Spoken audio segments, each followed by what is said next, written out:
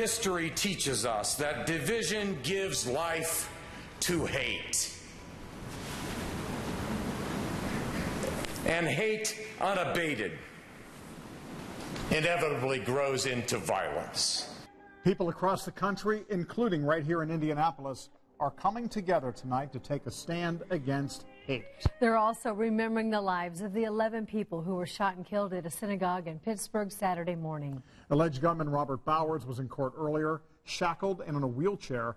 Federal prosecutors say they plan to seek the death penalty against him. But as our Emily Longnecker tells us now tonight at 11, the focus right now is about the lives that were lost and how people are planning to honor their memory. Well, John and Anne Marie, a very moving memorial tonight to the 11 killed this weekend at the Tree of Life Synagogue in Pittsburgh. You can see the 11 candles lit here in memory of those 11 victims. And along with tonight's memorial, there were several calls to love in the face of hate and stand up against religious oppression.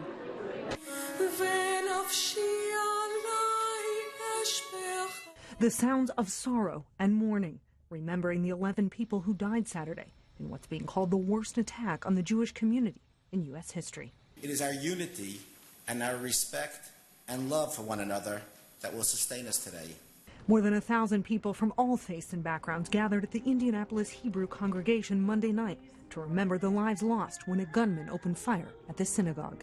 Today, we weep together as a nation and especially as people of faith. Because whoever is human is our brothers and sisters.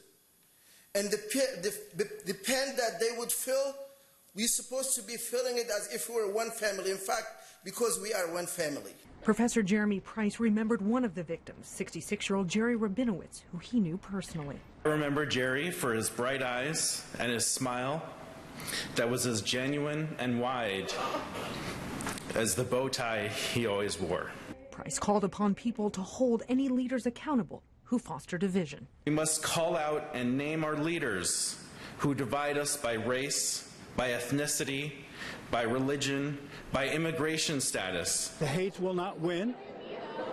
We are about love. It didn't just feel like it was just Jewish people, which there was a lot of, but it was more than that. Indeed, while those of the Jewish faith, both in Pittsburgh, across the country, and the world, weep for this past weekend's tragedy, so many others share their tears. And speakers called this weekend's attack an attack on people of all faiths in this country. They encouraged those gathered to speak out against hate speech, saying people of all faiths belong here. Emily Longnecker, Channel 13, Eyewitness News.